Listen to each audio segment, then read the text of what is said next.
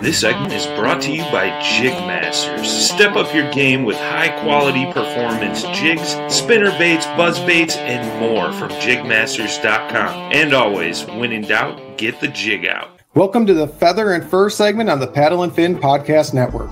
Join me, Brad Hurlbus, as we sit around the campfire with this week's special guest to talk hunting, dogs, traditions, and all things outdoors.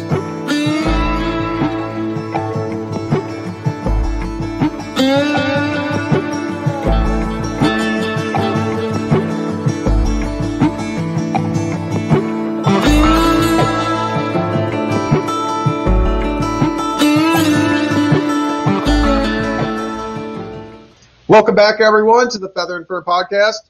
Brad Hurlbus here again, and tonight we have on Bell Richard. Let's bring him in right away. Here we go. Hey, how's it going? Welcome to the show, Trevor. Thanks, I appreciate it. Glad to be here. I just introduced you beforehand, and I completely skipped your first name. I guess it's going to be that kind of show. So just to recap, we have Trevor Bell Richard on tonight, not just Bell Richard. Yeah, that was real smooth. That's a great start. So I appreciate you being on. No, of course. So yeah, how's your night? How you doing tonight? It's going pretty good. Well, it was until about 20 minutes ago where I saw the dog had chewed up another one of my daughter's sandals. So we're gonna have to get that squared away soon here. Lost another sandal to the pup. What kind of dog do you have? A wire-haired pointing griffin. He'll be 2 this fall, so he's still an outlaw. We're still figuring stuff out. But yeah, we're getting somewhere. This shoe thing is new though. Only like this week, it's been a sandal a day basically. So we're down quite a few pairs here. And of course, it's never the same pair, right? It's always the left of this one or the right of this one. Singles. I mean, that's just how. Yeah. Oh yeah. Always singles. So we'll have to try to figure that out. I mean, I also have a Griff. I mean, that's one thing that really was a challenge to me. Like when I started, because I rescued her at 6, but there's still a lot of training we did to brush her back up on. Like she hadn't hunted since she was 1.5, so there's a lot of obedience brought back into it and working with birds. And the best way I heard it put is you have to handle them with a firm hand and a white glove. Because they're so smart, but I wouldn't say they're stubborn, but you have to just be like firm with them. Like you can't give them any slack, but you can't overpressure them either, because at least with my dog, she's soft underneath that like stubborn, like smart stubbornness, she's soft. Yeah. Yeah, that's the same with Raleigh. He's soft at heart. He really wants to do it though. Like this dog has the most try in him I've seen. He's so eager and wide-eyed and attentive when you got his attention. But he's young, so he's still not 100% sure what he's supposed to be concentrating on.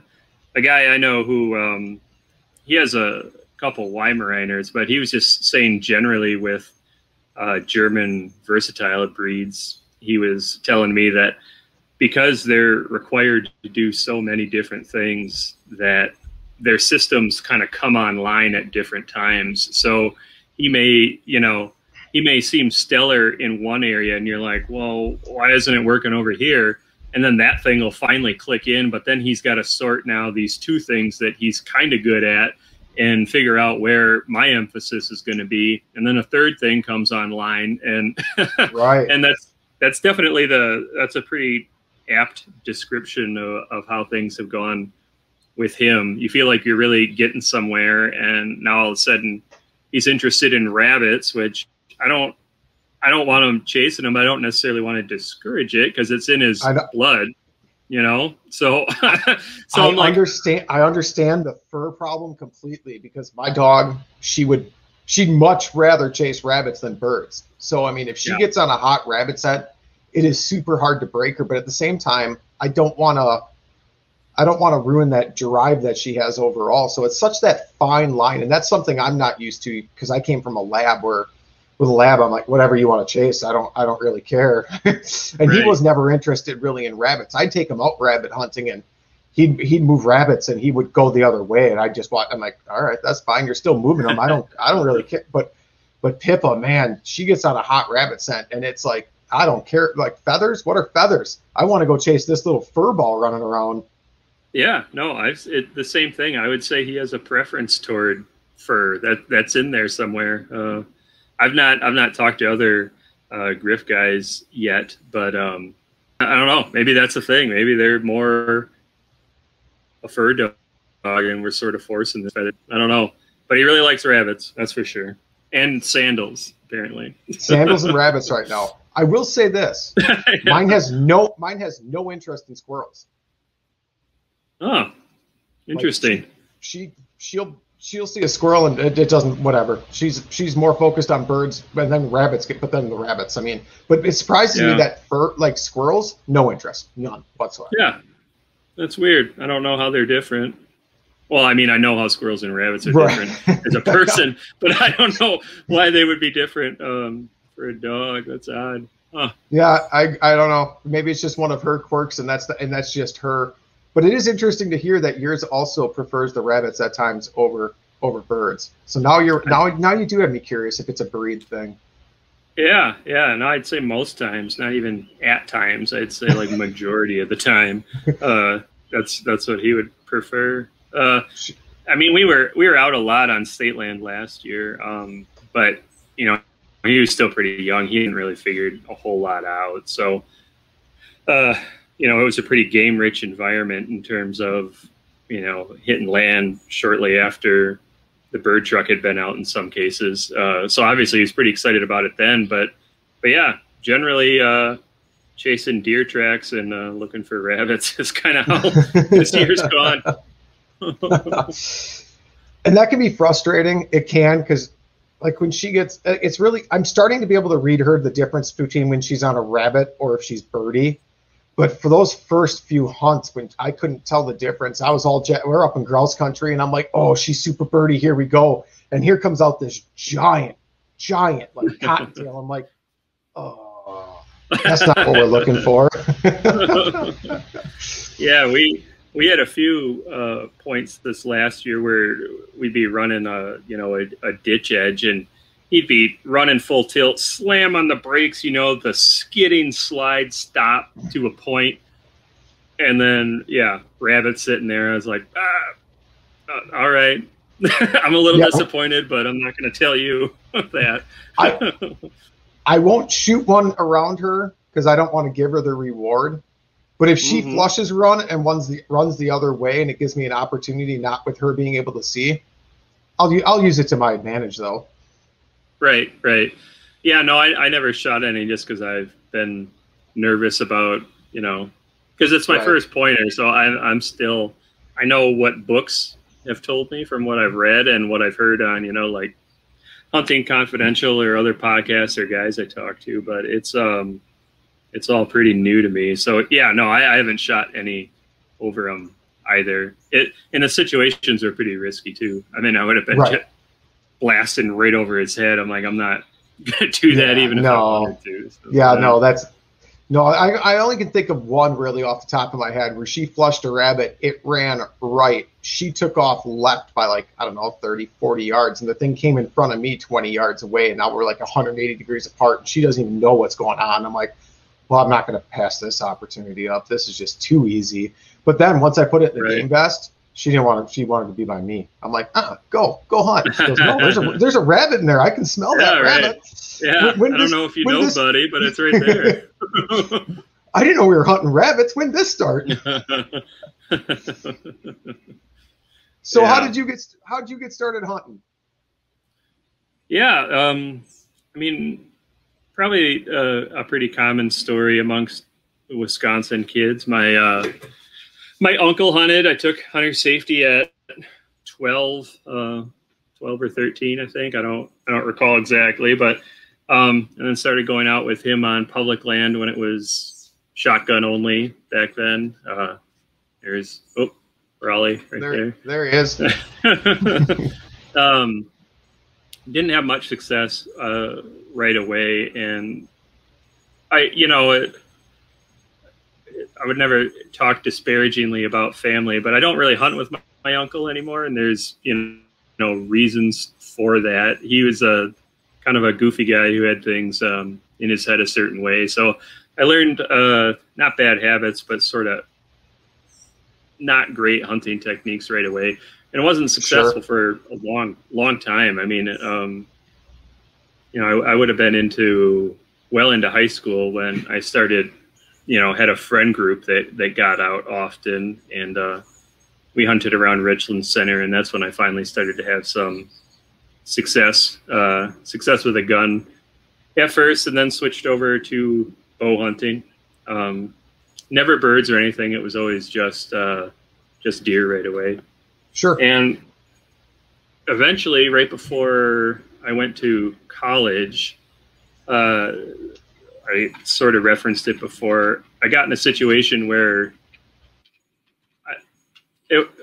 my uncle didn't ask me to do something illegal, but it was certainly on the edge of what in good taste would be. Sure. And that's sort of turned me off for a while. And I kind of stopped hunting at that time, and didn't hunt through college. Hard to find time in college as well, but I kind of had a bad taste in my mouth, and then didn't return to it till I was a fair amount older. It was, I always got that feeling around opening day in November, even though I wasn't going out. I'm like, oh man, I'm seeing people drive home. Right. You miss the excitement, the anticipation of that morning. I get it. Yeah. And being out with them, again, not to talk disparagingly of him, but it's just, the deer camp experience was great, loved it and missed it a lot. And I think that's kind of what started to ease me back into it, knowing that I was old enough to, head out on my own at that time, or feeling more comfortable with it anyway. And, just missing that camaraderie. So that's kind of what started to ease me back in at that point. Sure. So do you still have so did you put together a new deer camp then? Have I put one together? Yeah. So are you still doing the deer camp, the whole deer camp experience? And yeah. I mean, bow hunting's kind of on my own. I still don't have a ton of friends that bow hunt, a couple, but the schedules are a lot more difficult now in middle 30s range, right. age range with kids and jobs. So I have a few hardcore guys that actually, take off time around the rut, but I'm not really heard of bow hunting deer camp. There isn't one, right? Like I bet there's a handful of hardcore guys out there that around the rut every year, like for Halloween or something, maybe take off 4 or 5 days and they have a cabin. I'm sure someone out there does it, but I've never had like a yearly bow hunting camp or anything. It's always been for gun deer. Yeah, that's the tradition. So now for gun deer, yeah, we have a few guys. We hunt just south of Door County now. Okay. Some land up there, so outside the Madison area and away from a lot of crowds, which is nice. And we're usually pretty successful, and the deer numbers up there are nuts. I mean, I think we get, I don't know what it is all over the state, but we get 5 doe tags with a buck tag. That's per buck tag. So that's 5 doe tags with a bow with a buck. And then, so possibility of, 12 deer. That's a lot. Yeah, it's a lot. I think for the county I hunt, you get 1 automatically, I believe, but I think you can buy pretty much as many as you want. Right. Yeah, it's crazy. Deer numbers are just huge up there, and you can tell now. I mean, the forests are way over browsed. You can actually see a browse line, like on the trees on field edges, a straight line. It's wild. Sure. So they're trying to get rid of them, but I don't know anybody that shoots more than 1 or 2. So I don't know how effective that is, giving 5 tags away. But yeah, we built a new deer camp with a bunch of guys that I really like, and feel comfortable going out in the woods with a gun and being around them. But yeah, it's not doing drives and and acting goofy like it was when I grew up down where I live now, south of Madison. You know, again, I'm not sure what it is now. I haven't hunted down here with a bunch of guys in a bit, but when I was a kid, it was just sit for a while opening day and then, you know, drive every piece of land until you get one, pretty much. Sure. I mean, up north, we did deer camp up north for years, and they used to do a lot of drives, and you could watch like slowly like that mindset kind of change. And I don't know if it was a changing of the guard where our generation is more like sit and stay. If it was an older generation that was like, let's get everyone together and go drive the woods. So I don't know if that has to do with it, or if it's, I don't know, but you can definitely, I agree. You can definitely see like that's changed. Yeah.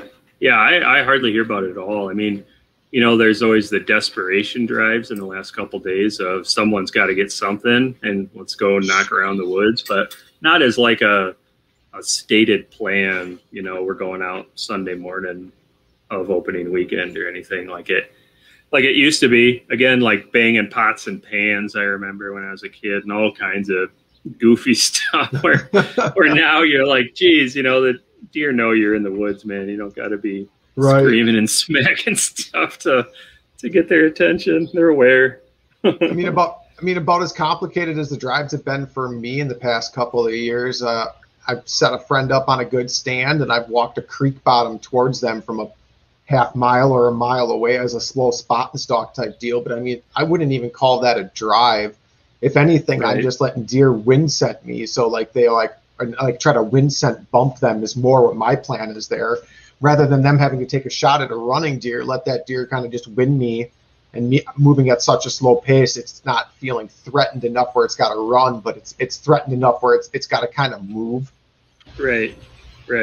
Yeah. I think that's a pretty sane way to go about it. I hope that's what most people are doing now. Our incidents of hunters being shot seems like it's been pretty low recently, so I imagine that's got something to do with it. Because again, I remember being a kid and getting a face full of snow because I had to. Sure. I felt scared about whomever was a part of the drive. So again, glad those days are waning, if not over altogether. Right.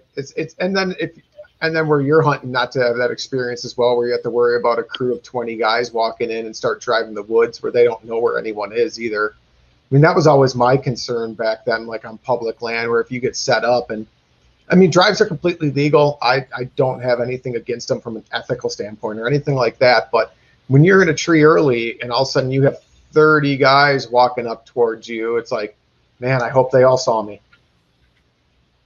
Yeah, right. Yeah, I don't know if too many guys that wear the full orange jumpsuit anymore, but in that situation, yeah. You think about putting it on, that's for sure. Oh yeah, absolutely. I wear a full orange jacket there's no orange vest for 50% if I'm on public land. I mean, I wear quite a bit of orange. I'm over safety conscious on that one for sure. Yeah, and it's not like, I mean, there's plenty of science out there now that orange is not a real bright color in the woods for deer. So, yeah, who cares? Right. Wear the big orange jacket, man. So what led you into the birds then? So, geez, that's a pretty good question. I mean, seeing pheasants on the road, because with the DNR releasing them, always got me pretty excited. But I think what really started it is a friend of mine had a share in duck land, I guess you'd say. It was like a duck club down on Lake Koshkonong. Okay. And so he was always getting out after it, and he'd let me come along sometimes because, like, you could invite one guest, and that was always pretty exciting for me. And his dog was pretty good, but it wasn't awesome. And I was like, man, this is pretty cool, like getting out in the marsh and you got your dog by your side and getting after it. And that's what started the birds. So I got a Chesapeake Bay Retriever at that time. Okay. The people that I got her from were out on the Mississippi. They did both duck and pheasant hunting. So not that it matters too much because they just got to follow their nose, but they, wanted to make it real clear that she was from a strong pheasant line as well. I don't know that it mattered, but she was an amazing dog. I mean, we lost very few birds over the course of our time together. And we get out after it all the time.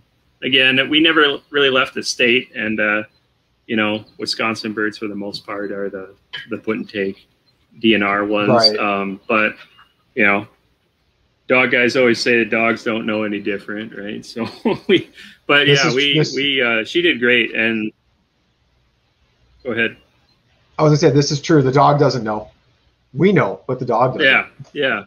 Yeah, right. But yeah, she's a smart dog. You could tell she was figuring it out, or again, that's anthropomorphizing, I guess, putting my thoughts onto her. But there were times when I thought I knew what was best, and she definitely did. And other times when she would look to me for direction, and I didn't really have anything to offer her. And she's like, "Okay, I got this." Again, putting my emotions on her, but she's a smart dog. So that's what got me back into it. We did everything. Got after grouse and woodcock. She never had a problem retrieving woodcock, which is an old wives' tale maybe that I always heard, that a lot of dogs don't want to pick up a woodcock. I mean, I haven't had that experience yet. Have you heard? I've heard of that. Into that or no? I hunt woodcock a lot. That's actually probably just short of grouse, that is my favorite bird to hunt, hands down. Just because it's a wild bird that we can hunt locally in the southern part of the state when the migration's coming through. For a pointing dog, it's amazing because they hold just so darn tight. You get some really cool photos because they hold that tight. But my lab retrieved them. I'm actually getting one mounted that was a perfect point, steady to the shot and retrieve last year with my grip, which is the first time and the only time that's ever happened. So I'm like, this, and it's a nice big mature bird. I'm like, oh, this one's going on the wall, like for sure. Right. Like most people probably wouldn't mount a woodcock, but I'm like, this one's special. Like this is the first like true, like solid point, steady to the shot, perfect, like almost a perfect retrieve. I'm like, yeah, like this bird's special for us. And yeah, I've heard that talked about numerous times from other guys. Like my dog won't pick up a woodcock, or my dog retrieves one a year, and then after that it remembers what it tastes like, and it won't. And I'm like, I've never experienced that. No, and the dog knows what he's picking up long before he gets to it. I mean, what a goofy thing to say.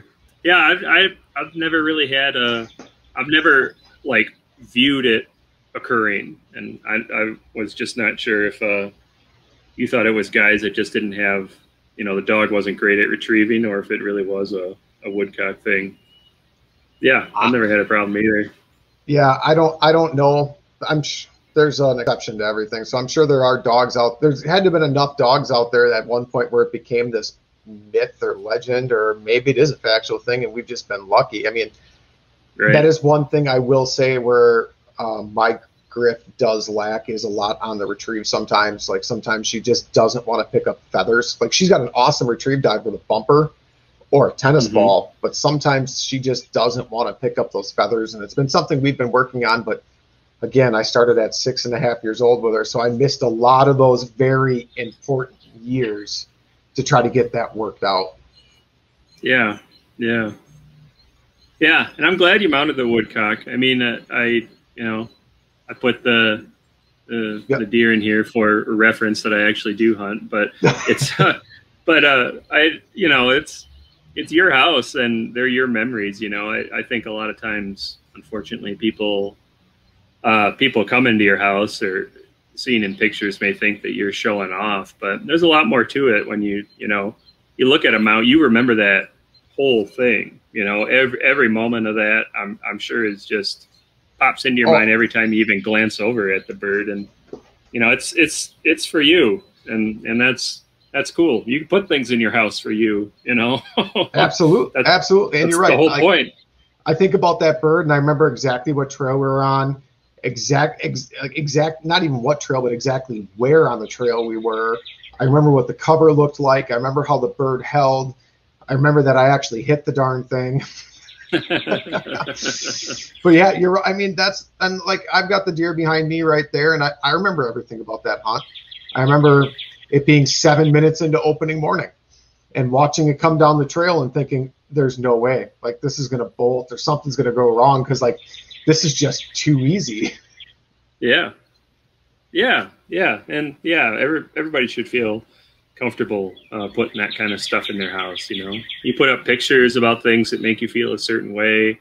You know, people have, you know, knickknacks or whatever kind of reminders we need as humans to recall good times or important times. So it's nothing else. I mean, some people may think it's a little macabre, and I suppose it could be to certain eyes, but again, you know, it's not really for them. Right. So right. I'm glad you did it. I can't wait. I'm excited to get it back because it'll be showcased behind me in the show. So I am excited to get it back. I wouldn't say it's a regret, but I do wish I would have mounted one of the birds. I did get a really nice grouse with my lab, and he's since passed away. So it's like, I've been really, I mean, in that cup back there, I have all the first, I have feathers. I've got 2 cups back there, are actually whiskey bottles, and in them are feathers. And it's his first retrieve I kept feathers from. His first duck, his first grouse, his first woodcock, his first pheasant. I've done the same for Pippa. So I do have a little memorial for both of them, but I kind of wish I would have got one bird mounted that he retrieved and was a part of, just for that little bit extra of like, this is my lab. Like, he was the one that drove me to upland hunting, because he was a good duck dog, but he was high strung. I mean, he was steady, but he wasn't that steady, I'll admit it. And he just wanted to run. And I was up north with a friend. He's like, let's try grouse. I'm like, okay. And he just excelled. And he just ran those big woods so hard. And it was always great when we'd run him, because I always knew with 100% certainty, if there was a bird in that cover we were hunting, he would have found it. Like, if we walked away and there wasn't a bird flushed, I had no doubts in my mind that we were just in the wrong spot. Like, there was no, maybe the dog didn't find it. I didn't try. No, with him, I knew if there was a bird there, he was going to find it. Now, would he get super excited and run out of range sometimes and not give me a shot? Absolutely. Yeah. But he's really the reason that I really started to pursue upland and why I enjoy it so much. Yeah. Yeah, no, I feel exactly the same. I did get, Flo was her name. I did get her first pheasant and first duck mounted, not her first grouse, but yeah, no, I think about all that every time. And so many more, not just those first birds, but all the birds after it. And yeah, she was great on pheasant. She was not an awesome grouse dog, because she was like a bulldozer, and I felt like I was doing a lot of talking to her when we were out in the Northwoods. So I would hear them. I'd hear a lot of them go, but I wouldn't often see them. And yeah, same. She'd get out ahead. She's excited, and you can always tell a guy who has a retriever when you're pheasant hunting, because that guy's running. There was plenty of times in the grouse woods, and I could tell when he gets super burry, because his tail would go perfectly horizontal, way back and like a helicopter, like it was perfectly straight back. On like, oh, he's birdie. Then he'd start to like really get birdie. I'm like, okay, I gotta hustle. And I would move from spot to spot to spot as fast as I could, where I'd have a shooting opportunity. Be like, okay, here's a little clearing. Here's a little clearing. Here's a little clearing. Just keeping up with them. And the buddy I hunted with has an English setter, and they worked great together. But he'd just be laughing at me, watching me basically chase my dog through the woods at sometimes. but it was fun. I mean, I love hunting over a pointer, but there is a different excitement over a flushing dog. It is different. I mean, they're both exciting, but they're both exciting in different ways. Yeah. I'm, like I said, Raleigh's still pretty young, and I'm remembering all the amazing times with Flo. And right now, he doesn't have a ton of amazing points under his belt. So sure. So we were talking about it the other day. My fiance is like, "Do you think you'd get a pointer again?" I'm like, it's early on. I don't know if he is a great pointer or not. Like, he's got a lot of you got a lot left in them. So right. Yeah, I know a lot of guys will get a breed and stick to it.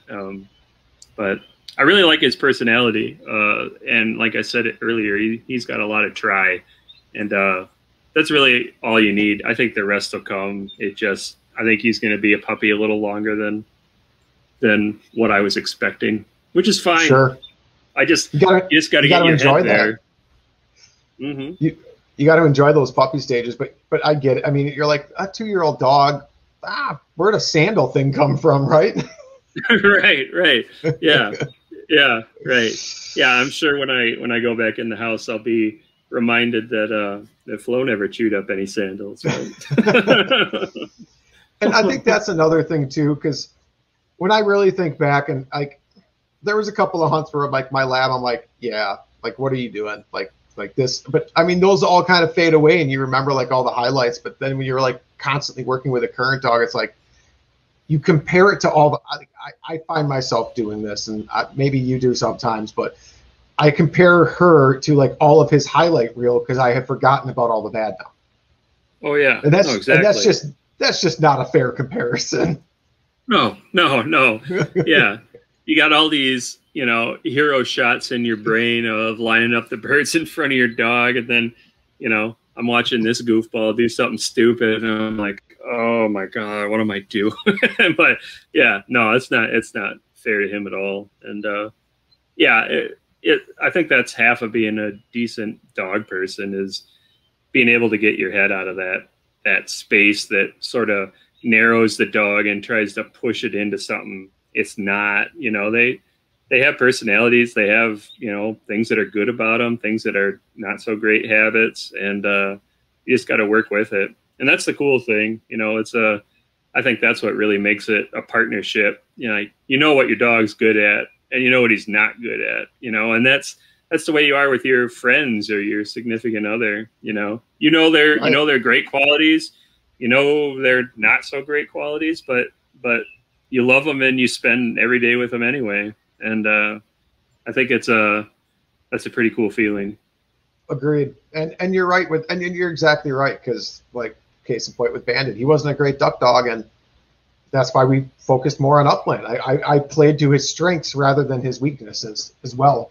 And I always caught myself having this unrealistic expectation of what I should expect from my dog. Because you see dogs in videos of that are professionally trained with guys that have trained hundreds and hundreds of dogs, and I'm nowhere near at a level like that. I'm nowhere close. And it's like, oh, my dog should be doing that. Well, how? Like, you don't have the skill set to teach it. Like, and that's one thing I came to realize as too. It's like the expectations I'm putting on this dog, like, it's just not fair to him because I can't explain and teach properly what I'm even expecting him to know how to do. Like, that's not fair. Right. Yeah. Someone explained it to me with the, watching hunting shows, and your dog is kind of like guys who will watch an episode of This Old House and they're like, wow, I could put a toilet in like 20 minutes, Right. And then go to Home Depot. Yeah, we were talking about how you kind of compare dog training to someone watching an episode of This Old House, where someone can like just watch a quick 20-minute episode and say, hey, I know how to do this. Right. Yeah, that's what a buddy of mine told me one time. And I was like, yeah, that makes a ton of sense. You can't go in the field and expect your dog all of a sudden to know something brand new. He doesn't understand English, doesn't get stuff you haven't practiced already. I think it's just easy to get into the mindset or that mentality that you're going to go out there and be a pro at it. And in fact, you're going to go out there and probably stink at it for quite a while. But that's just part of it. I would agree. And I think another thing that people don't see a lot, they see it, but they don't, because it's all edited. I mean, these hunting shows can be hours of footage broken down to 20 minutes. And they edit out the scenes where the dog breaks early. They edit out the scenes where the dog might not have found that bird. I mean, those are all things that happen during a hunt, but when you're filming for a show or like a podcast or anything, I mean, you're getting an edited version, and you really it's like Instagram. You only see the highlights. You don't. I mean, it's not nearly as real life as what it looks like. Because I don't post pictures on Instagram of my dog failing. I only post when she succeeds. So yeah, I think, exactly. I think that all leads to that mentality. At least it did for me, and I needed to step back and figure that out. That I'm not a trainer at that level. I can't. I mean, those shows give me an unrealistic expectation because you only see the good, you never see the bad. And I think all that is a conversation that every trainer probably has to have with themselves, where I only can teach what I know how to teach, right? I mean, I can reach out to help. I mean, NAVD is great. Like the hunting retrieving clubs are great and they're amazing resources, but you have to reach out for those resources. Yeah. You're not getting help unless you ask for it. And the dog's not getting any better unless you practice. That's that's reality. You wish it wasn't sometimes. You wish he would through osmosis get it, but right. Nope, that's not how it goes. Yeah, I've yet to see that occur. I mean, some dogs are easier than others, right? I mean, all I've ever asked from my dogs is just to have a strong drive. I mean, if you have a strong drive, I feel like with that, you and I can be good. I mean, I don't need perfect. I'm not perfect, right? I mean, if I expect perfection out of my dog, I better hit every single shot I take. Right. Yeah, exactly. Exactly. And you won't. I know I don't. And you won't. Yeah. No, I used to trap shoot pretty regularly, and I still mess it up all the time. And I stunk at sporting clays, so that has to say something. I've only shot a couple of rounds of trap in my life. I did shoot league for a couple of seasons on sporting clays, which I thoroughly enjoyed. I wish I still lived back on that side of the state and had friends to do it with. And I probably could look around here. It's just, life gets busy and it's hard to set aside a weeknight or a weekend day to go out and do it. I mean, life just gets busy. I mean, dog training. If I'm going to choose between brushing up on my shooting skills or trying to get the dog better, I'm going to choose training my dog every single time. Yeah, for sure. And trap shooting, when I was in the league, it was almost like bowling in that, like, the season seemed super long. And then, near the end, you're always trying to find, I feel like we were always trying to find substitutes for our team because guys would go on vacation in the summer, and it just turned into a big dumb thing. And sure. Yeah, agreed. Had I spent that time with the dog, I think we would have got better. Right. And I do miss shooting though. Like, maybe not this year because then I don't have to worry about finding shotgun shells. Like, but I mean, it was nice to get out once a week with the gun, and it just gave me more confidence. So, and I know I hit more birds when I was shooting more regularly. That I know for sure. Oh yeah. No, we had a lot in the freezer those years, for sure. Yeah. Although, yeah, I was pretty sure I was going to hit it if it was like going away or going away right or left. But yeah, sporting clays obviously a lot more realistic. It is. That, and especially if you, like, I always shot it with my gun low. I never shot it. I tried not to shoot it pre-shoulder ever. I just wanted to make, but for me, it was more about getting comfortable with a consistent gun mount and getting the repetition in and focusing on leads, like that type of thing, where I wanted to try to make it as realistic as possible. Yeah. When shooting trap league, we always called them like robot guns. The guys who'd have the super raised comb and the way adjusted cheek piece, and it is just a gun you would never take anywhere else. And I had my crummy, almost completely made out of plastic pump gun that I was shooting. Sure. But that's what I was taking in the field, so that there was no reason to do anything else.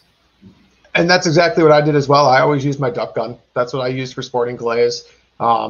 Which, I mean, it doesn't have bad recoil. It's not a bad gun at all. I really enjoy it. But I wanted to shoot with the gun that I was actually going to shoot within the field. I mean, I wanted that consistent mount. The only thing I'd probably change now is if I'd go shoot a round of clays or something, I'd probably wear my upland vest. I'd probably have it even more realistic in that, rather than wearing like a waist pack for my shells. I'd probably just wear my upland vest now, just for that working on a consistent gun mount, even though the strap for my vest is thin. But for me with sporting clays and that, we're just going to roll on and see if he doesn't clean up here real quick. I mean, I just wanted it to be consistent, a consistent hunting experience for me. So just to have that true practice of what exactly it would be like in the field.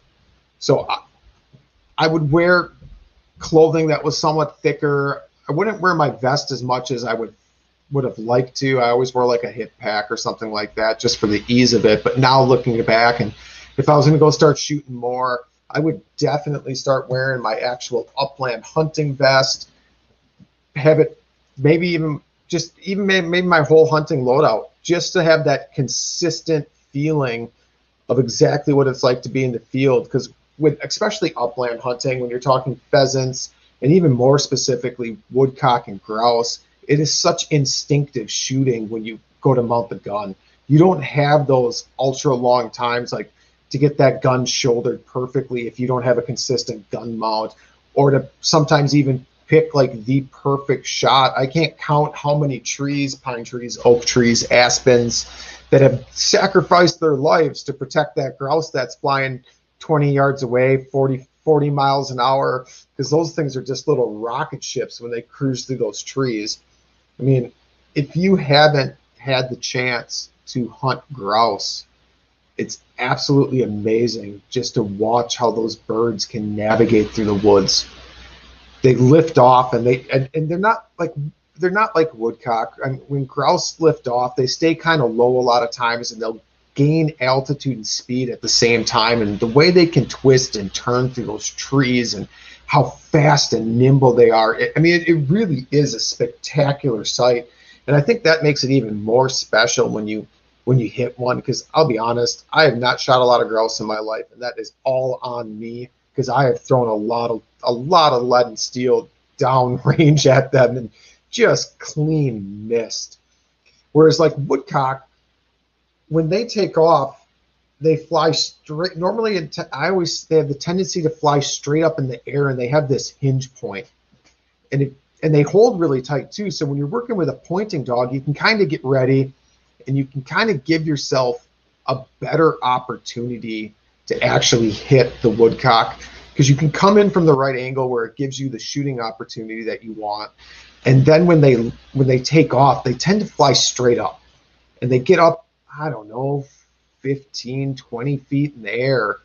And then and that's when they hinge, and then they fly away from you.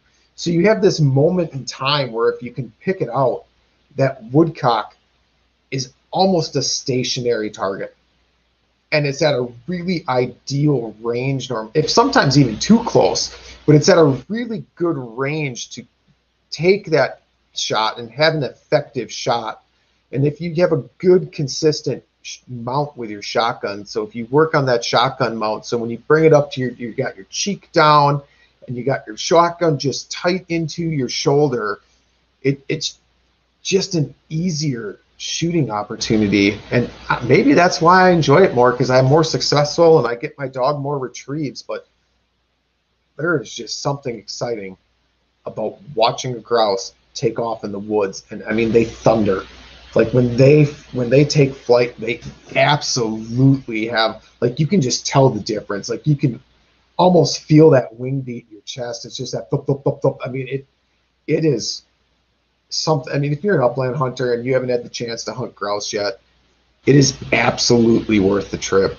It's no different than last week when we were talking with Upland Arizona, and they were talking about like the excitement of having a covey of quail launch. I mean, I that is on my bucket list, because I've never experienced that, where you have birds just flying in all different directions that we're just holding tight. So that's got to be up there as well. It's just exciting when it all works out. Behind a flinching dog, like, when they're getting birdie, and you're getting that anticipation, and you get that same anticipation, at least I do, behind a pointing dog, even though you know there's a bird and right where it is now. There's still that anticipation and that excitement of, when is this bird going to flush? And as I mentioned before, woodcock hold nice and tight for a dog, whereas like the higher pressured grouse woods, like your dog, it takes a while for them to really key in on how much pressure they can put on those birds. Those birds get spooky is the only way to describe it, where they'll start flushing 20, 30, 40 yards out. I've seen from the dog where the dog's already slowing down, like to like pick up where the point's going to be. And they just get that spookiness. I want to let you know how you can find Trevor. He is on Instagram. His handle is All Manner of Critters. He's got a great page. Check it out. I mean, there's some things that we all wanted to touch on that I didn't. He's got all these amazing photos of how he cooks his game. And that is something I did want to touch base with him on, because it just looks phenomenal, and it just makes me hungry looking at it. So if we keep this episode, I will absolutely get him back on so we can touch base specifically on that. If we don't, you guys will never hear this. So I guess we'll find out. Either way, we're going to end this right now. I appreciate all you listeners, as always. I couldn't do this without you guys. It is great to know that you actually enjoy listening to me ramble on, and I bring on some guests and some content that you enjoy. And thanks again. And until.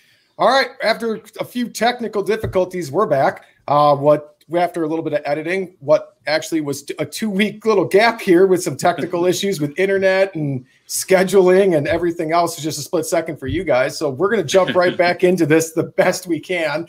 I do think that this old house is the perfect analogy, though, for dog training and hunting in general. Yeah. You can't expect those immediate results. That's not fair to you. That's not fair to the dog. And, it's not really fair to the process either. Part of the great thing about having a dog is forming that bond. And a lot of that bond is formed through things not going perfect, right? Absolutely. The trials and the tribulations, and, kind of understanding where your dog's at teaches you a lot about yourself as well. So I wouldn't give that process up for anything. And it's a shame that, also through the magic of editing those, right. what is an experience that, someone going out to South Dakota and maybe hunting for 2 weeks is down to a half hour. And you're like, man, why isn't my dog a champion? Right. Oh yeah. Or like, even like with the waterfowl hunts too, you get like all you see is nothing but birds working and perfect dog retrieves and everything else. And what a lot of people might not realize is that footage is shot over days sometimes and brought down to a 30-minute little clip of here's our hunt. And it's not, it sets an unrealistic expectation, I think, for dog handlers, dog trainers, and just even for hunters in general, that you're not doing it right when that's just an unrealistic thing in most times. Yeah. And I think even when even if you know that that's what's happening, still just having that visual, it's hard to put that from your mind, even if you logically understand what's going on, right? It's a challenge. So yeah, it's, you got to take your time with your dog. I became a member of the Wisconsin Sharp-tailed Grouse Society recently, and they were nice enough to let me write something to put in their newsletter. And basically the article followed the exact same line. A friend of mine was telling me about being out on some dog training grounds and just, all the stuff you don't want to see, guys yelling, and sure, shot collars going and just screaming and dogs going all over the place. And, there were people's kids were there, and, I'm not getting into a conversation about censorship around your kids, but providing a decent example for them on how to behave and treat a dog. And, it's just, man, there are just so many examples of that in the hunting world. It's crummy, it's crummy. I agree. And you're right. Censorship isn't, but lead by example, right? Right. That's how I look at it. Like when I do mentorship, like when I'm training my dog and everything, I try to lead by example. I try to stay calm. I try to stay cool. I try to set that realistic expectation of like, hey, things don't always go right. Take a break. Like the dog, it's not the dog's fault that the dog isn't understanding what you're trying to teach it. it's your fault that you're not teaching it in a way that the dog can understand it. I mean, really, because all the dog is going to do is what you have taught the dog to do. And if you're having a bad day with training, odds are it's something more along the lines with you than the dog. I mean, it's pretty rare I see my dog actually have a bad day. If I go back and look at my bad training sessions, odds are I wasn't normally in the right mental state of mind to even be training that day. Right. No, yeah, I completely agree. It's rarely the dog, and even if it was the dog, what would that mentality gain you? Right? Like blaming the dog is even if the dog did screw up, and if truly, you know, like, oh man, if it was possible just to have a crap dog, what, you know, that doesn't get you anywhere other than admitting defeat, right? I mean, you gotta work with the friends you have, and you gotta work with the dog you got, and you know, you can change him behaviorally, but you know, at his core, there's some things you can't change. Your dog is your dog, and he's your buddy, and you just gotta, you know, the point of that article was there's some things that we all end up living with, right? Like my previous dog to this to the pointer I have now, like, she would bring back pine cones. Like, we'd be hunting and I think she's on a bird. Oh man. And then she'd come back with a pine cone in her mouth. And I'm like, I don't know how this behavior ever developed, you know? And people would laugh, you know, she comes trotting back, super excited, you know. Look what I found. Yeah, I totally know that. I know every dog owner knows that behavior when the dog is just super proud. Like, I did everything right. Here, I brought this to you. And you're like, yeah, no. yeah. You're like, oh yeah. Right on. Yep. Pine cone. That's right. You know, she would eat rocks, you know, I don't know why.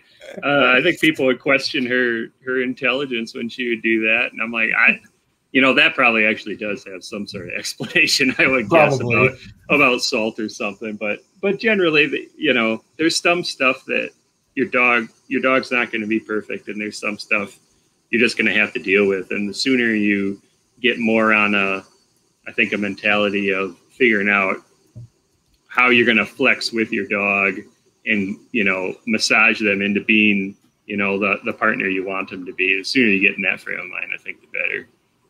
I would agree. I mean, it's so special to train your own dog, and nothing against people that send their dogs off for training. I completely get that. It's a huge time commitment, or if you don't feel like you have the skills to do it, I completely understand it. But when you take on the task of training your own dog, there's a bond that forms through those trials, through those errors, through the mistakes, and through all the good as well. Like, you see the reward, and there's just something special about that as you watch your dog mature into a hunting dog.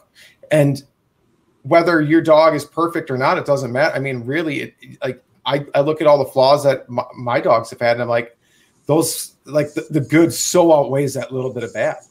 Yeah. In the end, that's not what you remember, right? Right. I mean, you might remember that one bad time that went really bad, but for the most part, you don't remember that stuff, and they're not around that long. By the time they're starting to get good, they're moving toward middle age, if not, you know, starting to push the other way. And it's, you know, some dogs are great right out the box. I understand that. But, you know, all the dogs I've had, they're really hitting their groove at, you know, 4, 5, you know. I've not had a lot of dogs live past 12, you know. So, I mean. Right. And hunting a dog to 12 is hard too. I mean. Oh, yeah. My lab at 11, his last season at 11, it was short hunts. I mean, he had the skills. He didn't have the hips anymore. He didn't have the stamina anymore. And I mean, he's old. I mean, I'm happy. I'm not happy he passed away, obviously, right? But I'm happy I didn't have to have him sit out a season ever, because he went on his own terms, and I never had to make that choice that said, sorry, bud, you can't hunt this year, even though I know in your mind that's the only thing you want to do. Right. Went out with his boots on. Exactly. How any of us want to go, really. Yeah. His own terms, went out happy, camping. That was good. In the end, I'm thankful. He did it that way than me having to make a hard choice or decision. So, but he taught me a lot, like, for dog training, and I definitely carried that on into training Pippa and the Griff. I mean, he taught me patience, which is what you absolutely need when training a Griff. Yeah. we were just talking about it last night. I think I mentioned during our, well, not our previous conversation, during this conversation just a little bit ago, that the dog was getting after some shoes, right? Right. And yeah, we were talking about it, and we're like, man, he just gets in these cycles where it's not neurosis as we would define it as humans, but it is a hyper selective attention to one thing that isn't always what you want it to be. And I don't know if that's within the breed or if that's just him generally, but it certainly does require a large amount of patience. Sure. So how many more shoes have you lost though? Yeah, right. in the few seconds that have passed. Right. So another pair of flip-flops, the start of the back end of a pair of sneakers that are still wearable. And then this morning, a neighbor dog, he got a little excited and got quite a bit of an envelope with a thank you card for our daughter's 4K teacher. So, so it's slightly going downhill. Yeah, it's not gotten better. No. Are we going to call this the terrible twos, or is this like the teenage years? Where are we at here? So. Yeah, terrible twos. Yeah, he's not quite two, but yeah, I think we can go with that. We're going to start like, just maybe distracting him a little more with some kind of toy or something when we leave the house, just to kind of, again, try to break this cycle, because he gets in these cycles of things where it's a repetitive behavior, and it's putting human emotions on the dog, but you almost feel like you can't stop it sometimes. You know, it happens at the same time with the same impetus every time, where it almost starts to seem involuntary. So we just have to figure out a way to break that cycle. I thought we had, clearly not.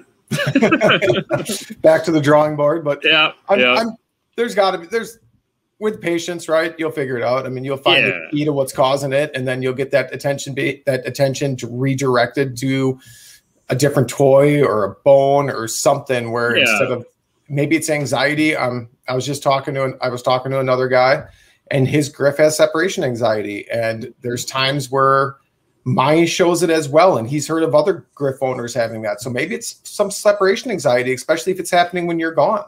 Yeah, that's what we were thinking. I previously worked from home for like a year and a half, and then of course COVID occurred, and most of us anyway, were at home during that time. And now I've gone back to work actually at a place, and my fiance has started exercising more, so she'll leave the house, and we started thinking about it. We're like, yeah, wasn't alone up to this point really at all. So I think it's something new for him. I think separation anxiety is not an unreasonable explanation. Well, with anything, right? I mean, some training, some distraction. I mean, separation anxiety can be tough, but there's ways to work through it. Yeah. No, I have confidence we'll get there. It's it's just putting him in a position to succeed until that occurs. And I mean, we're getting to that time of year where, I mean, we're a month, almost a little more than a month away from the opening of grouse. Right. I mean, it's getting to that point where it's going to be even pushing harder at running the dogs, getting energy levels up. And that might also help refocus that a little bit too, because it's getting to be that time of year. Yeah. No, it's hard to imagine here. You can see the sun is starting to come down on the porch here, and it feels like it's 90 now. But yeah, we're close. It's not far away. I'm excited. I'm real excited for this season. I'm excited to do some duck hunting. I'm definitely excited to get back into the North Woods. I got quite a few trips planned. Got my big grouse camp. I might do another grouse weekend with some other folks I met. And then I think I'm going to do quite a bit of day trips, especially because my wife's going to be traveling. So it's going to be just the dog and myself. So it's going to be like, might as well go somewhere for the day. Got nothing else to do. Yeah. Is that your own grouse camp, or is that the certified ruffed grouse camp? This is our own grouse camp. This will be the 12th season now. Oh, okay. Very well established then, yeah. Just me and another guy is what it's always been. His parents had a little cabin they rented up north in the Saint Germain area, and we started as a duck camp. And we decided to go because the weather was real bad. It was second weekend of October, and we were battling blizzard conditions because I've seen everything from 90s up there in these 12 years to blizzard conditions. Like, it's crazy. And it's actually kind of interesting because when you think back, especially all the times we've done it the second weekend of October, I've seen all these different temperature changes over that same time period, like all the different, like from one extreme to another to like just nice middle of the road. It's like, man, Wisconsin's nuts. Yeah. Like, the weather is really crazy in Wisconsin. Yeah. Yeah, I remember when I duck hunted more often, I actually had like a lease on a duck hunting club sort of situation. And I remember being out there in shirt sleeves and getting eaten with mosquitoes. And then I remember getting pelted with, ice chunks. Yeah, no, I hear you. And that's down here, closer to Madison. So yeah, up north, I imagine it's incredibly much higher variability. But I love the Northwoods. I mean, I strive to get up there as much as I possibly can in fall. I just really enjoy that entire area of Vilas County, Price County, Oneida County, all that entire area up there. And my plan this year is to do more exploring as well. I've branched out farther. I mean, I've done quite a bit in Vilas and Oneida the past couple of years. We've actually moved it over to Price County area, and I've been exploring a lot of that area. There's a couple other areas I want to get day tripping that'll be still above the north line, right? But closer to a day trip where, I might be in the car for 2.5 hours, but you get a good 4-hour run in. And if you start exploring new areas and finding more birds, it absolutely makes 5 hours worth of driving. Or because I'd much rather be up north chasing grouse than down here chasing ducks personally. Yeah. Or pheasants from the truck. Yeah. As fun as that is, it is more fun to be up north. Yeah, always. I agree. Pheasants from a truck's a great way to introduce someone that's new, but I would rather be chasing birds in the north woods and not getting lost in the woods, but getting lost mentally in the woods is a better way to look at it, where just me and the dog, and the only thing I have to worry about dodging is skunks and porcupines. Yeah, we used to have a friend who had a place, and we would be in the North American Legion Highland Forest there. Yeah, so north of Minocqua, and then just turn onto the logging road once you're out of town there on 70 or something. But sure. We hunted those back roads a lot. Getting out of the truck and just taking long walks, it's great. Like you're talking, you don't have to get far off the road to start feeling like certainly it's very possible to get lost. It is, which is an awesome feeling. It is, but if you really sit down and look at a map, and if you look at how, we've had these conversations numerous times when we're stumbling around the woods, and we're like, we both carry compasses, because really, if you can walk in a straight line, right, you're never going to be lost enough to either hit the river. As long as you've looked at a map beforehand, you're either going to hit a logging road, you're going to hit a main road, or you're going to hit a river. I mean, as long as you don't walk in circles, there's really no reason you should get lost. Even if your phone dies and your GPS dies and you have no electronics, whenever I set out in a certain direction, and then I always keep a mental thoughts which way I'm walking, how the terrain's changing, stuff like that. So if I ever had to get back, and I'll be honest, I've gotten turned around before where I'm like, this isn't the way I came, to trying to make a loop and cut back to my, I'm like, all right, we're going to break trail, really break trail, because I don't want to walk through this, but I know if I keep heading south, my truck is south. The road I came in ran east and west. I'm north of that road. I know if I just keep walking south, eventually I'm going to hit it. And one time that did happen, I wasn't even as far from the road as I thought I was. Right. Yeah. I heard was some, kind of Wisconsin humorist. He's talking about Bon Iver's album, how the guy said he was deep into Northwoods when he wrote it. And he's like, yeah, you know, deep into Northwoods, 9 miles from the nearest Quick Trip. Right. And Exactly. that's pretty much, that's kind of the situation in Wisconsin. You're never far. I agree 100%. Like you're never, as long as you can walk a straight line, you're really never that far. You Right. are. Now, if you don't bring like just a simple compass with you, which I have pinned to my vest, I never go anywhere without it, you could get yourself turned around. And if you can't like walk with the sun or find some sort of reference point to keep walking straight, I could see you walking in circles out there to the point where you would start to get desperate. Yeah. Yeah. You get that weird feeling and the sun start going down and yeah. No, I can imagine it happening for sure. And then you get some wolves howling up there, and then you really got the hair standing up on the back of your neck, and then you're like, man, it's a dog and I going to be sleeping out here with the woods with the wolves tonight. Like, we better make some moves here. Yeah, right. I've never been there, and I don't think I will be. No, yeah, I'm pretty not overconfident in myself, but confident enough where I'm pretty sure I can get out of most situations. I mean, as long as you've looked at a map, like we're talking, like you're never that far off a logging road. So even if you hit the logging road, worst case scenario is you start walking the wrong way down it, and you're going to run into something you recognize because you probably drove that way, right? You've driven up and down this road before. So it's like, oh man, my truck's the other way.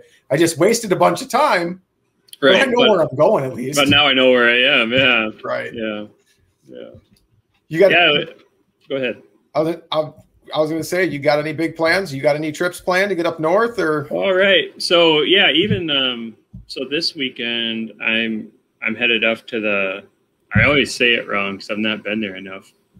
Namakagon. Namakagon. Yeah, right. Namakagon Barrens.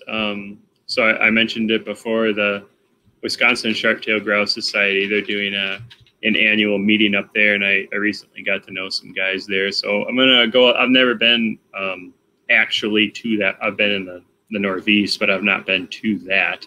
Sure. So I'm going to take the dog along and kind of check out what that scene is. But no, similar, you mentioned mentors earlier, and I've taken on a couple now, actually, even another one since we last talked. Nice. Yeah. So I'm trying to plan, like we talked about, it might be, pheasant around home just to kind of give them a little bit of a flavor during the week when it's, it feels a little more like a hunt than on the weekend when you got everybody and their uncle out there. But yeah, I'm starting to put together some trips with some mentees. So I think this season might be less me on my own making big trips, and as you mentioned, a lot of kind of around home, and I think more showing people around than what I've done in the past. So, well, that'll be a fun experience, though. I mean, you'll also learn your local areas, and I mean, you're going to find different pheasant areas, right? Which kind of based off the bird truck, but it gives you a good opportunity to start exploring different areas for woodcock down here, though. Yeah. Which I've not really. We bumped into some in the spring, but I've never. My flusher. It wasn't. We talked about it before. It's not like she wouldn't retrieve them. She retrieved them fine. We just were never out for them, right? So, and so yeah, I've not explored it too much. So yeah, with a pointer, it'll be interesting. Like, I think we mentioned it before, but a pretty cool southern Wisconsin opportunity that is not tapped into very often. Agreed. The numbers of the hunters are really low. There's a lot of different areas to do it, actually. Once you start to understand what they like for habitat and terrain, and they're just such a phenomenal little bird to hunt because they hold point. They just hold so well. Right. I mean, it gives like some really cool photo opportunity. Like, there's been numerous times where my dog's been on point and you can see the bird in front of it, and the dog's sitting there like super solid, like to the point where you can tell it's like shaking. Right. It's not. Like, you can just see it's so intense. Like, it's so intense, it's past the point of shaking. And that bird is just sitting there looking at it like, when do I fly? When do I fly? I mean, I've got stories from up north, like my friend's setter. She holds a great point, and woodcocks hold so tight. And there's been times I've seen my buddy like throwing sticks into because the dog won't leave point, and his dog's deaf, so it's really hard. And it's really hard for him to break, like to say no bird or anything like that, because she can't hear him anyways. Right. And the bird's in a spot where he can't get in there to flush it. So he's in there like poking around with a stick, like trying to make noise, like throwing sticks in there, trying to get this bird to bust. It's hilarious. But that just shows you how tight they hold. And that was always great. Like when him and I hunted, and I had my lab and he has his setter still. If you had one of those situations, and he'd just be like, send a lab. Yeah, right. Send that bulldozer in there. Exactly. Because I'd have him on a whistle sit, and he'd just look at me after a few minutes, and he'd just be like, send the lab. That's good. So yeah, nothing specific down here, but I'm excited to get a little more into this mentoring thing. It's not really something I had considered previous to this year. I've taken a few people kind of through hunter safety and help them through it, but I've not committed really any time previously to actually showing people who are brand spanking new the whole thing. So yeah, it'll be an interesting new experience. I'm excited about it. It's all I've done it more times now than I think. I'd have to really sit down and think about how many times I've taken brand new hunters out, from my nephews to coworkers to out of college kids to even adults that have never experienced upland hunting before. And I always start it the same way. And I saw this on some old upland video, and he's like, I have 3 rules. Don't shoot my dog. Don't shoot my dog. Don't shoot each other. Yeah. They're pretty good rules. Yes. But that's where I like pheasant to begin with. Either buying a hunt, like going and buying birds for a planted hunt for guaranteed contacts, or going out on public land after the pheasant truck's been out, or trying to scrape up what's left after it's been bombarded by people. Right. It's such a much more controlled environment because you're out in the open.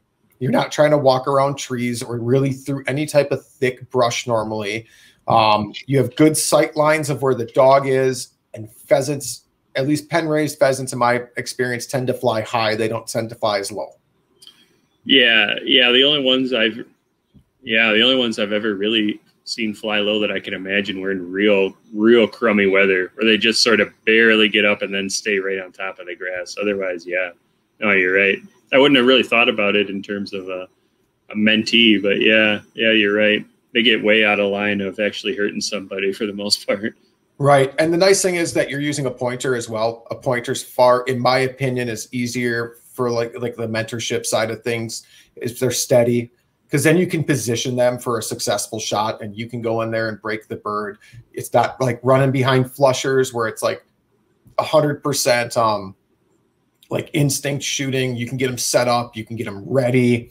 Right. You can like if you're buying birds and they're 100% pen raised and they just got their blinders off 5 minutes ago, you can kind of kick them in the, when you kick them up, you can kind of kick them in the direction you even want them to fly. Right. You're like, get ready, buddy. Here we go. Right. Exactly. So it's not really, to me, it's not necessarily my preferred method of hunting.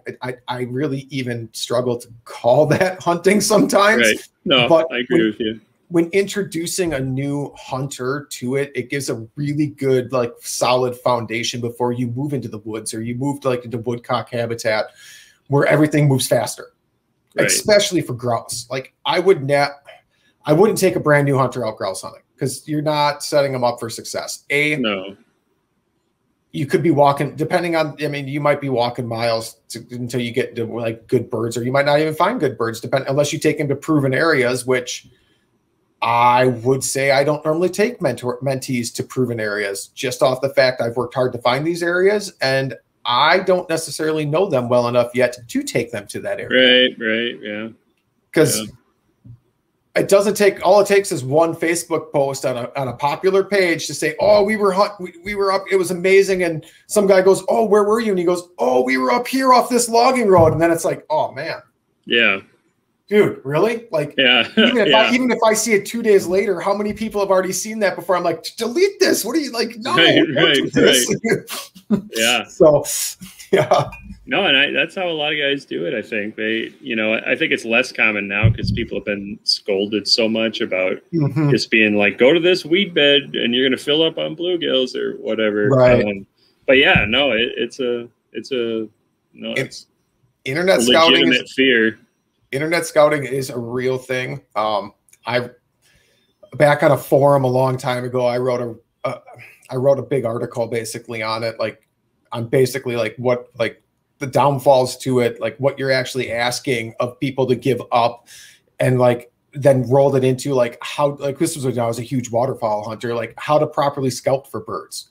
So I rolled it from like this isn't how you should do it, and you're presenting yourself like not a good light, but rolled it into a teaching opportunity.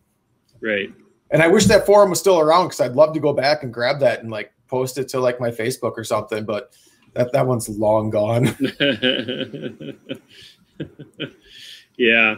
I had the guy who introduced me to grouse hunting had a saying, and I don't remember exactly, but it was basically like, if you get out in the woods after grouse, that's a good day.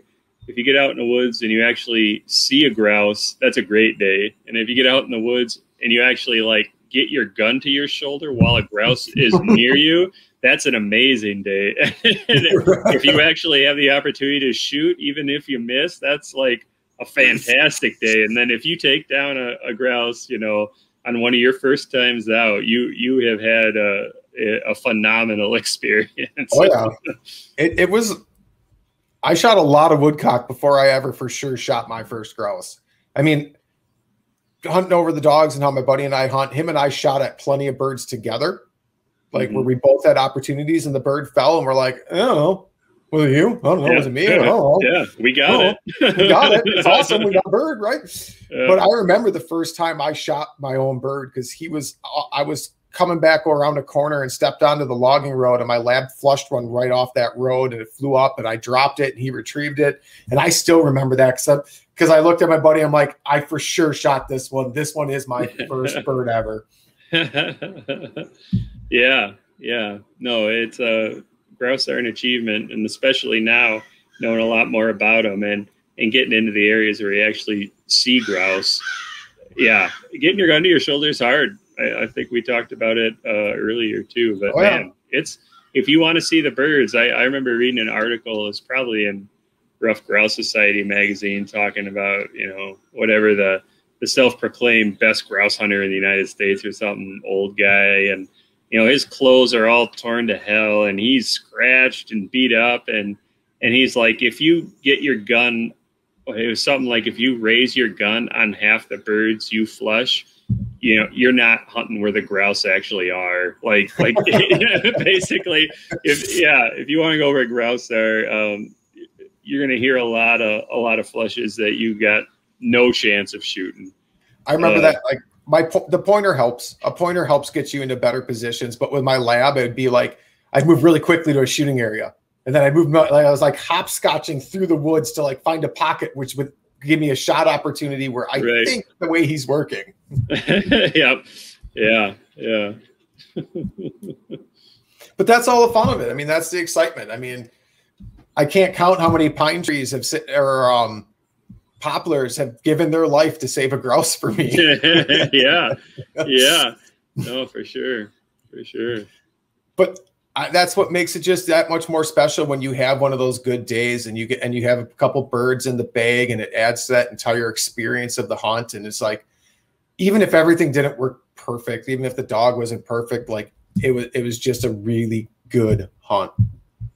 Yeah. You never, I at least have never felt like, rarely do I feel like a hunt's a waste of time, but it's not very often that I haven't felt that very deep, satisfied feeling when coming out of the grouse woods. And I don't know if it's, a Southern Wisconsin guy being up north and all the feelings that are wrapped into that. I like to think it's just the pursuit and the landscape and the dog. And it never feels like, a a low experience on the totem pole, I guess. I agree 100%. I think a lot has to do with it being in the North Woods and that special appeal of that to me. And then even if we hunt a new area, because I try to explore new areas every time I'm up there, and we don't move a bird, I was still out in the woods. I still got to watch my dog work. I got to experience nature in a spot where most people someone's been there. I mean, there's the odds of you stumbling into land no one's been at isn't probably realistic, but when you're on fresh snow and you don't see any tracks, or even like multiple day old snow and you still don't see any tracks, I mean, it's like, it's just special because you just know it's not overpressured like a lot of other areas. Right. Yeah. No, I completely agree. Well, I'm excited. I'm excited for this season. Hopefully we can hook up at some point and get the grips all together. Yeah, I hope so. It'd be we'll see what this how this outlaw is doing in a couple of months. We'll get out for some, because you don't have a lot of experience with woodcock, and that's really one of my favorite birds to chase. I'll get out down by you. I know a couple areas I think we can go that I've scouted in the past, and we'll get out and I'll show you what I'm looking for in habitat, and you can pass that knowledge along as you go. Yeah, show you a couple spots then. Absolutely. Well, I'll give this little bit of time left to you. Let people know anybody you want to thank. Let people know they can find you on social media, whatever you want to give out, man. This time's yours. Wow, self-promotion. Yeah. No, I'm sort of getting started on all that. I don't really have a ton going on, but my Instagram handle is all manner of critters, where I post my stuff, and I have been I mentioned writing. I have been writing a little more for backcountry hunters and anglers. I'm starting to do a little more for them. And, I would give a shout out just generally to the Wisconsin Sharp-tailed Grouse Society. If no one's aware of them, or if you haven't heard that before, check them out. It's a small organization. I think there are about 100 members, but the Sharp-tailed Grouse is a really cool thing in our state. And this group actually does stuff. They take the money and they put it toward habitat. It's not, there's nobody to pay, right? So it's only 100 people, and they're all doing it because they love the birds. So So it's a pretty cool group, and if people haven't heard about them, I would check them out, because it's really cool that we have sharp-tailed grouse in our state, and it would be neat to see a time when there were more of them. That's an uphill battle for sure, but agreed. I think it's worth talking about. I would agree. I don't want to see that. I don't want to see that species get lost to our state. And if we can improve the habitat to give them success for breeding and continue on and make it a better opportunity for everyone involved, that's amazing, right? I mean, that's what conservation is. We give back. We make sure we increase habitat to increase their success of survival. And at the end of the day, if we get to be able to hunt them, it makes it even more special. And even if it's a species that we never get a chance to hunt, but we're continuing to make sure, and that through conservation, that it doesn't go extinct, I'm okay with that as well. Oh yeah. Yeah, no, I would take the deal 100% of the time if you offered me, would you give money towards something that you may never step foot in their habitat, but you'd have the knowledge that they remain in their habitat in the most natural way possible. I'd take that deal 100% of the time. I agree 100%. I really appreciate you being on, even through some of our technical difficulties. I mean, it was a unique show because of it, but it was good, man. I really appreciate it. And I got to thank the listeners like always. And I've said this before, I say this almost every time. Without you, I wouldn't be doing this, right? I mean, if no one's going to listen to my shows, I'm not going to sit here and talk. So I really do thank everyone that does that. And I appreciate you being on. And until next time. Thanks for tuning in to another killer episode on Paddle and Fin.